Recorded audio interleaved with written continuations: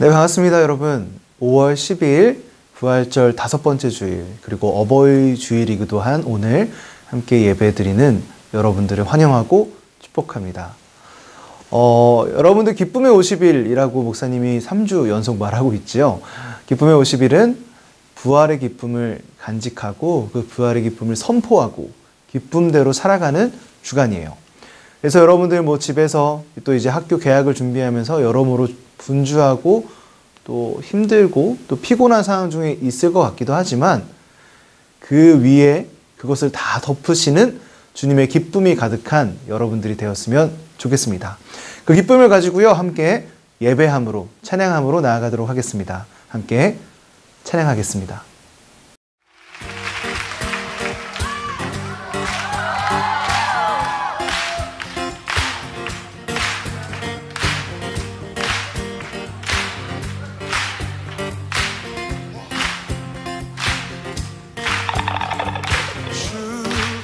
이곳에 우리 곁에 이제 영원히 머무소서. 주여가 삶을 주께 드릴게.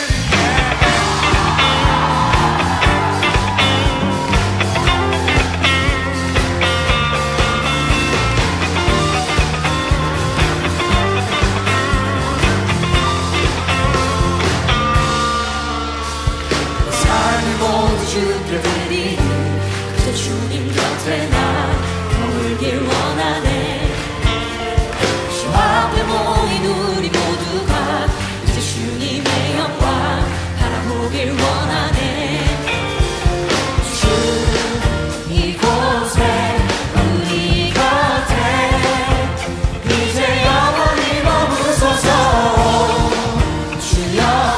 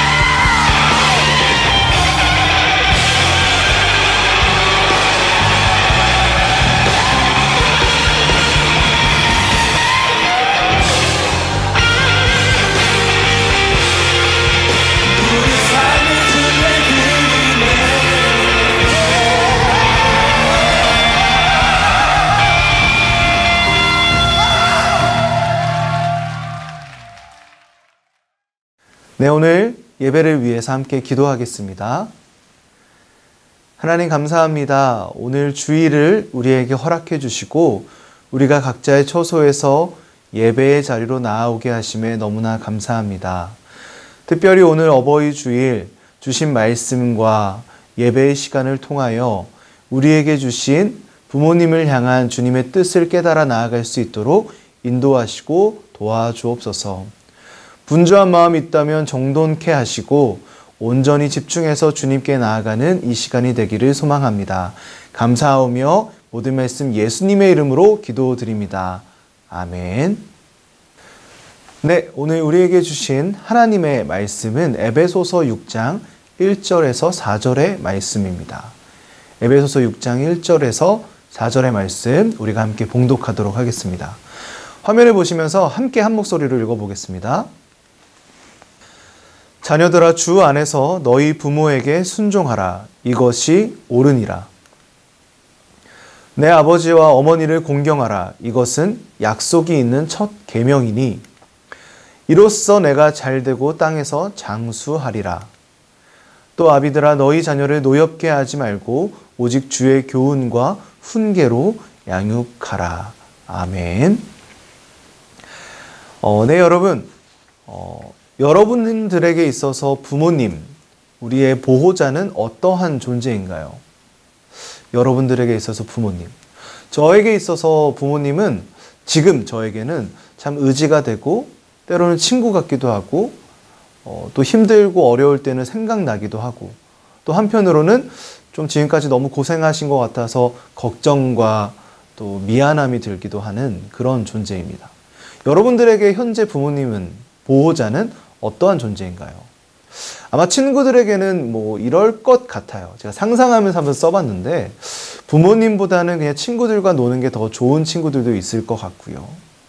아니면 부모님과 대화를 하고 싶은데 어떻게 해야 될지 모르겠다 하는 친구들도 있을 것 같고요.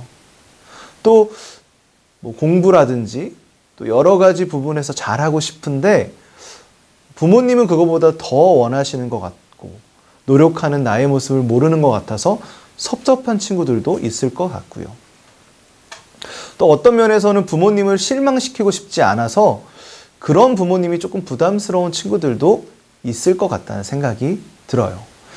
여러분들에게 있어서 부모님은 어떠한 존재인지 한번 잠시 생각을 해보도록 하죠. 네, 오늘 우리가 읽은 말씀은 에베소서 6장 1절에서 4절까지의 말씀인데요. 이 1절부터 4절까지의 말씀을 요약해보자면 1절은 자녀에게 하시는 명령, 그리고 2절도 자녀에게 하는 명령, 두 번째 명령이라고 볼 수 있고요. 3절은 그 명령에 대한 결과, 자녀에게 주시는 결과이고요. 4절은 부모에게 하는 명령입니다. 이렇게 명령과 결과, 다시 명령, 이렇게 구성이 되어 있다라고 생각해 보시면 좋을 것 같아요. 그럼 우리가 이것을 기억해 보면서 한번 말씀으로 같이 들어가 보도록 하겠습니다. 첫 번째로 자녀에게 주시는 명령입니다. 여러분, 우리가 1절과 2절을 보면요, 자녀에게 주시는 명령이 무엇인지 정리해 볼 수가 있어요. 첫 번째는 무엇이었나요? 첫 번째는 부모에게 순종하라 라고 하시는 명령이었습니다. 순종하라 라고 하는 명령이었고요. 두 번째로는 부모를 공경하라 라고 하는 명령이었습니다. 여러분, 순종하라 라고 하는 단어의 뜻은 무엇일까요? 동사인데요. 순순히 따르다 라고 하는 뜻을 가지고 있죠. 순종하다. 두 번째로 공경하다 라는 뜻은 무엇일까요? 공경하다는 공손히 받들어 모시다 라고 하는 뜻을 가지고 있습니다. 부모에게 순종하라, 부모에게 공경하라. 오늘 말씀은 이렇게 우리에게, 자녀들에게 명령하고 있습니다. 여러분, 혹시 이 순종하라, 공경하라 라고 하는 명령을 보면서 어떠한 느낌을 받으시나요? 사실 저는, 목사님은 이 순종하라, 공경하라 라고 하는 단어를 보면서 개인적으로는 조금 부정적인 뉘앙스를 저도 모르게 느끼게 되었어요. 여러분들은 어떠세요? 아마 대부분의 친구들이 뭐 순종하라 라고 하는 말, 공경하라 라고 하는 말을 들으면 나도 모르게 조금 반항하고 싶고 좀 따르고 싶지 않은 그런 마음이 들 것 같기도 합니다. 왜 그럴까요? 왜냐하면 이 순종하다, 공경하다라는 단어를 들으면 우리도 모르게 복종하다라고 하는 단어가 떠오르기 때문입니다. 우리는 아무런 의견도 내지 못하고 순수하게 따르며 무조건적으로 복종해야 하는 그런 느낌을 이 단어들에서 받기 때문이죠. 물론 뭐 단어를 이렇게 자세히 살펴보면 그렇지 않은 부분들도 있지만 우리가 이 단어에서 표면적으로 느끼는 그런 어떤 뉘앙스는 복종, 순순히 무조건적으로 따라야 하는 그런 뉘앙스를 받게 되죠. 그래서 우리가 이 명령을 보면서 조금 좀 따르고 싶지 않은 그런 마음들이 들 수도 있어요. 그렇다면 두 번째로 우리가 살펴볼 부분은 무엇일까요? 두 번째로는 부모에게 주시는 명령입니다. 부모에게 주시는 명령. 우리가 4절의 말씀을 보면 이 부모에게 주시는 명령을 정리해 볼 수 있는데요. 이것도 역시 두 가지입니다. 부모에게 주시는 두 가지의 명령. 첫 번째는 무엇일까요? 바로 노엽게 하지 말라라고 하는 명령이었습니다. 또한 두 번째로 주시는 부모에게 주시는 명령은 무엇이었을까요? 바로 교훈과 훈계로 양육하라라고 하는 명령이었습니다. 여러분, 노엽게 하지 말라. 이건 노엽게 하지 말라는 노엽게 하다, 노엽다라고 하는 단어에서 파생된 거죠. 형용사입니다. 이거 화가 날 만큼 분하고 섭섭하다. 그러니까는 자녀에게 부모는 자녀가 화가 날 만큼 분하고 섭섭하지 않게 해라라고 하는 뜻이고, 또 유의어도 있죠. 뭐 분하게 하다, 뭐 섭섭하다라는 단어들. 또한 교훈과 훈계로 양육하다라고 하는 단어는 무엇입니까? 훈계하다라고 하는 단어는 타일러서 잘못이 없도록 주의를 주는 것을 의미하고요. 또한 양육하다는 보살펴서 자라게 하는 것을 의미합니다. 이래서 교훈과 훈계로 양육하라라고 하는 명령은 타일러서 잘못이 없도록 이 아이를 자라게 하라라는 명령처럼 보이지요. 여러분 어떠세요? 이 노엽게 하지 말라라고 하는 단어를 보면서, 이 명령을 보면서, 또 동일하게 훈계하라라고 하는 명령을 보면서 여러분들은 어떠한 느낌을 받으시나요? 사실 여러분, 우리가 부모님이다, 내가 부모님이다 라고 가정한다면 이 명령은 굉장히 어려운 명령이 될 것 같아요. 그렇지 않을까요? 자녀를 교훈하고 훈계하기 위해서는 따끔하게 타이르는 경우가 필요한데, 이렇게 되면 자연스럽게 무조건적으로 그 교훈을 받는 자녀가 섭섭하기도 하고 분하기도 하고 때로는 화가 나기도 하고 그렇지 않을까요? 자녀들 입장에서 생각해 보았을 때 부모님의 그런 타이름을 받았을 때 마음속에 섭섭한 마음이 드는 우리도 발견하게 되잖아요. 그러니까 이 노엽게 하지 말라라고 하는 명령, 또한 교훈과 훈계로 양육하라는 이 명령 또한 사실은 굉장히 받아들이기 어려운, 굉장히 어려운 명령이라는 것을 기억해 볼 수 있습니다. 우리가 부모님의 입장이라면 대체 어떻게 해야 하는 것인지 의문이 들 수도 있는 것이죠. 이렇게 성경에서 말하는 두 가지의 명령, 그러니까 자녀에게 주시는 명령, 부모에게 주시는 명령에 대해서 살펴보았습니다. 그러면 정말 마지막으로 우리에게 하시는 진짜 명령은 무엇인지를 살펴보도록 하죠. 이 말씀들을 통해서 주님이 우리에게 주시고자 하는 명령은 무엇이었을까요? 우리가 말씀을 다시 한번 자세히 보면요, 에베소서 6장 1절 자녀에게 주시는 명령을 하면서 이런 표현을 하십니다. 주 안에서 순종하라 라고 하셨고요. 또한 부모에게 명령하시면서 교훈과 훈계로 양육하라 라고 하기 전에 중요한 단어를 앞에 붙여주십니다. 무엇인가요? 주의 교훈과 훈계로 양육하라라고 하십니다. 자녀에게 하실 때와 부모에게 하실 때가 동일합니다. 바로 주 안에서 주의 교훈으로 하라는, 그렇게 말씀하시죠.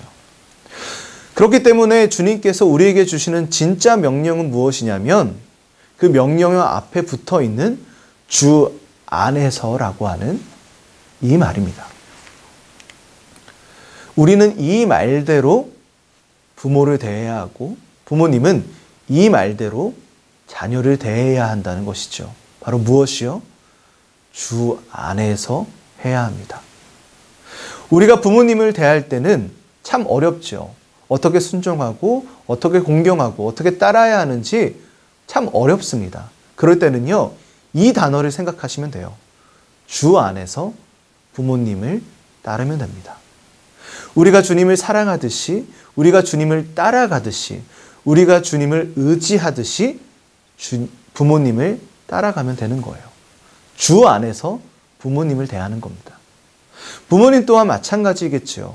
부모님이 자녀를 양육할 때 어떻게 해야 할지 몰라 어렵고 막막하다면 잊지 말아야 할 단어, 주 안에서 자녀를 대하면 됩니다.